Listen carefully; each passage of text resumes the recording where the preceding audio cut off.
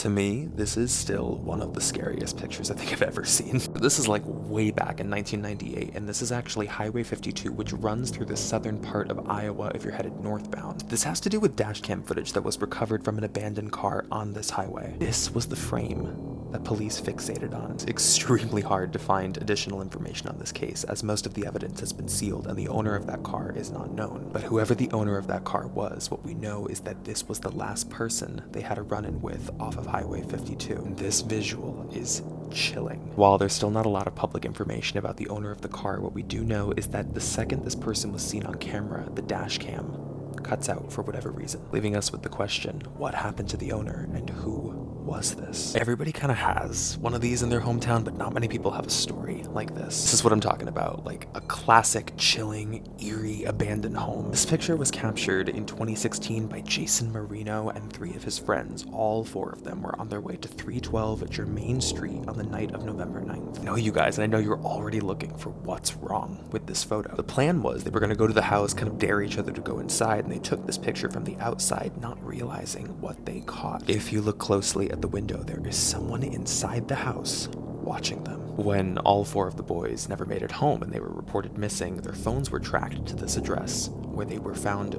brutally beaten. There was only one survivor of this who was able to give us a composite of the man's face, but he has never been caught. These are the most haunted places in the Philippines. Before I start listing them down, you do need to know that for all paranormal investigators, the country of Philippines is on their to-do list, as it's known worldwide for its haunted destinations. Starting at number 4, Fort Santiago, Intramuros in Manila. The walls of Intramuros turn into something terrifying, reminding you of the dark Spanish era. Thousands of civilians and soldiers were tortured and killed in Fort Santiago during World War II.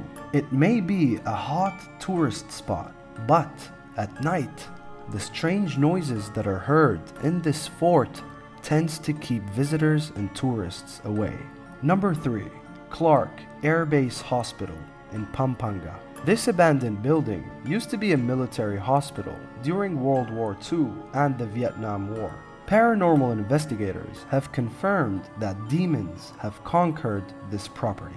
It is commonly visited by YouTubers, but things always go wrong. The jinns that are specifically in this hospital are a little more protective towards their home. Number 2, Manila Film Center, Pasay City. This building is potentially one of Asia's most haunted destinations. When a building is haunted in the United States, you will hear noises. But when a building is haunted in the Philippines, it is a whole nother level. This film center was abandoned in the 80s after it collapsed during construction. It killed all the workers and none of their bodies were retrieved. And ever since, visitors were always warned to stay out of this building. The bad energy in this place spiritually drains you.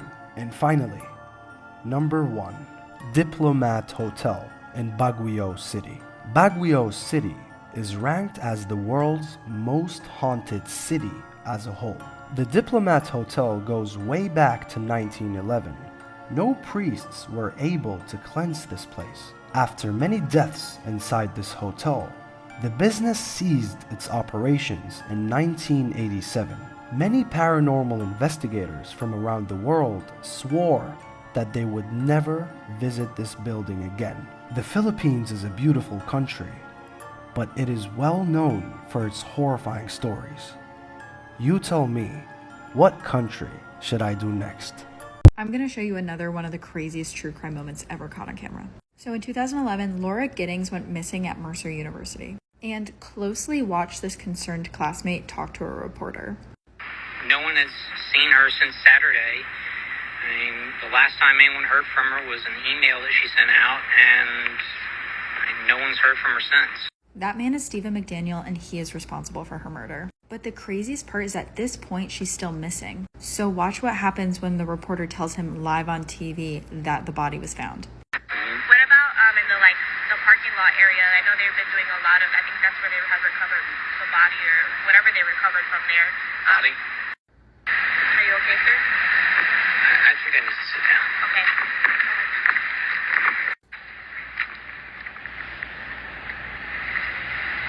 Early that Sunday morning, he had gone into her apartment with a master key that he stole for the building and murdered her.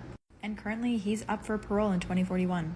Phone numbers you should never call, part 12. Here's the phone number. This number belonged to a hospital for mentally insane people in the 1900s. The building one day caught fire and a lot of people were trapped inside, and a lot of them died. So the building has been abandoned ever since. But when you call that number, you can hear a very creepy recording of a woman. She greets you and talks to you with a creepy and disturbing background music, the one you can hear in a circus or something. Would you call the number? Let's talk about this picture. I think this one's kind of unusual for us because it was captured in a restaurant basement. But if you're looking hard enough, I bet you can already spot what's wrong with this photo. Now, the background on this photo, it was taken by Michelle Young. She was a waitress at the Sentinel Shore Bar and Restaurant when she went to the basement to get takeout supplies. Then she heard something. She takes this picture, right? And she sends it to her friend. She says, "I swear to God, I just heard something move down here." Not even realizing what she'd captured in the background. An unknown man who seemed to be watching her from the dark of that storage room. I think eventually she does realize this later on, what she had captured. Management is alerted, police come, they search the entire basement. They never found who this was. So the question just remains, who was he? Why was he down there? And why was he watching her? These are the most haunted places in Pakistan. Starting at number 4, Shah Allah Dita Caves in Islamabad. This famous tourist spot in Islamabad is advised to only be visited at daytime. In Islam, caves are known to be homes for jinns. Visitors have reported hearing shrill noises from within these caves, and the locals don't usually go anywhere near them. Number 3, Sheikhapura Fort in Lahore. Sheikhapura Fort is a historical fort located in the district of Lahore. The fort is currently in awful shape, and no one is willing to restore the site. But anyone who dares to go near the fort returns with fear and horror. It is said that the last queen that resided in the fort died there, and it has since been haunted. Number 2, Mohatta Palace in Karachi. This palace is ranked as the most haunted historical landmark in Pakistan. Today, this palace serves as a museum. The guards and the workers in this palace have experienced dreadful activities. They would see artifacts moving from their place. They would hear noises of people having a party inside.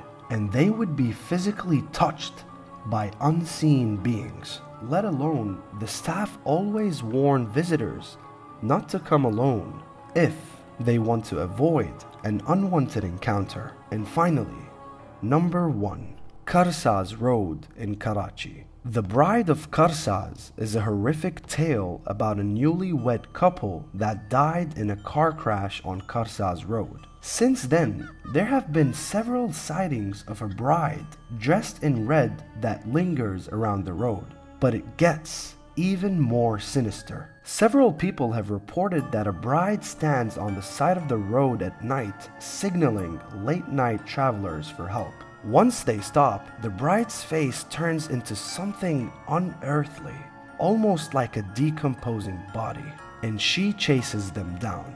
Eyewitnesses say that they were chased by the bride, with her running as fast as their cars. It's safe to say that Karsaz Road isn't the most welcoming place in Pakistan. You tell me, what country should I do next? Guys, this is the craziest psych ward story I've ever heard. This is from my friend David. Okay, so at David's ward, there's this 10-year-old boy. He's the youngest. His name's Curtis. And like all the other patients, he wants to run away. So he pulls a fire alarm, and he actually manages to escape the ward. So he goes to the store, and he steals razors. Then he comes back in the ward, and he uses the razors to trade with other patients. And I don't know how he managed to sneak it in. I guess they didn't check him, or he just hid it very well. I don't know. Anyway, David's roommate, Angel, she is a trans girl. And the reason I'm saying this is because she gets constantly bullied and harassed about being trans. So Angel trades with Curtis. Now Angel has the razor. And one day she is fucking fed up about all the bullying. So she's yelling, she's screaming, she's like, I'm a girl, like y'all can't tell me who I am. She takes a razor, puts it in her throat, and she tries to swallow it. Obviously, it's very hard to swallow a razor, so it gets stuck in there, and then she gets sent to the hospital. And then later, David comes to find out that Angel is in full recovery, except she cannot speak for the rest of her life.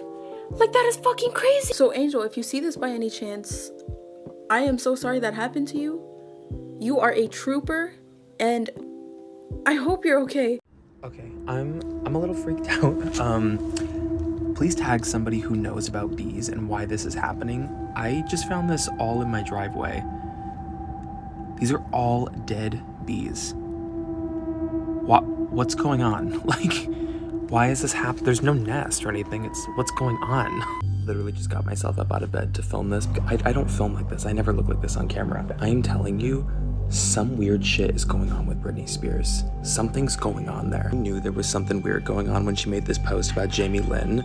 And this is coming at the heels of that like scathing post that she made about her. Do you remember that, like a couple months back? Also, all the weird birthday footage that she was posting where people are claiming the audio that was used of her voice, that's an old audio. What the hell is that about? Stories? Are these videos not like new? Or is this all like old footage that's getting repurposed? And to top it all off, her Instagram is now deactivated. She completely deactivated it after all of this heat. I'm telling you, there's something going on, you guys. I think about this true crime case every year around the holidays. On Christmas Eve 1945, the Sodder family house burned down in West Virginia, and only 4 of the 9 children home that night made it out. The cops told the parents that all 5 children must have died in the fire that night, but when they did a search of the area the next day, no remains were found. Like, absolutely no evidence of the kids being in the house was found. So then fast forward a year, and the dad sees a photo in a magazine of a little girl in New York who looks identical to his daughter Betty. But then the authorities in town are like, you're crazy, there's no way all the kids died in the fire that night. And then a little while after that, the authorities actually get in trouble for planting evidence in the rubble saying that the kids died in the fire. And then fast forward another 20 years, and the parents actually get a letter in the mail with this photo claiming to be their son Lewis, but are never able to find any more information about who this is. There's so many more twists and turns to this story, and I actually do a full breakdown in my most recent podcast episode. But if you know the case, what do you think? Did the kids really die in the fire that night? I'm going to show you what I think is one of the craziest moments in true crime that's ever been caught on film. So this is Chris Watts, and in this video, he's showing the cops video footage that his neighbor collected of Chris's house the night that his pregnant wife Shanann and 2 daughters went missing. If he's looking at footage that might potentially help solve this case, though, why does he look so nervous? So what the cops who caught this video don't know yet is that Chris is responsible for the deaths of his pregnant wife and 2 daughters. And as he's talking to the cops, like, you can see him huffing and puffing. He is so nervous that he's about to get caught in this moment. And then watch what happens the second Chris leaves and it's just the cops and his neighbor. Chris's neighbor and friend starts tipping the cops off to the fact that something is not right with Chris. I've never seen him. If he loads his stuff, he normally just walks back and forth because I get him on camera. The neighbor's basically telling the police that Chris does sometimes load stuff into his truck for work, but the night that his family went missing, he parks his truck inside of the garage, which he never does, and is loading stuff in because he knows that his neighbor has security cameras. It's just so heartbreaking because Chris is still pretending in this video that his family up and left on their own accord that night. This is the face of Ronald Papo, a homeless man who's been brutally attacked by a living zombie. On May 26, 2012, he loses his eyes, eyebrows, nose, lips, and face to a man named Rudy Eugene. 80% of his face is eaten on the side of a highway in Miami, Florida, and authorities assume the suspect is having a bad trip due to a new drug on the market that turns people into real-life zombies. However, when the test results come back, the drug report stuns everyone involved. I've done a full breakdown of the case here, and it is grisly. The true story of the real Annabelle doll is frightening. In 1970, a 28-year-old nursing student named Donna got a Raggedy Ann doll as a birthday present from her mother. In the apartment she shared with her roommate, Angie, Donna would keep the doll in her bed. However, the 2 women soon noticed that Annabelle seemed to wander around the room on her own. Donna and Edgy began finding messages left throughout the apartment, reading, "Help us." The women then invited a medium to assist them solve their supposedly paranormal situation. The medium conducted a seance and informed the women that the doll was inhabited by the soul of a deceased 7-year-old named Annabelle Higgins. Later on, Ed and Lorraine Warren entered the Annabelle case. The Warrens thought that Annabelle was possessed by a demonic power, seeking a human host. They stated, "Spirits do not possess inanimate objects like houses or toys. They possess people." They then took Annabelle out of the apartment and to her ultimate resting place in their occult museum, hoping that her evil reign would finally come to an end.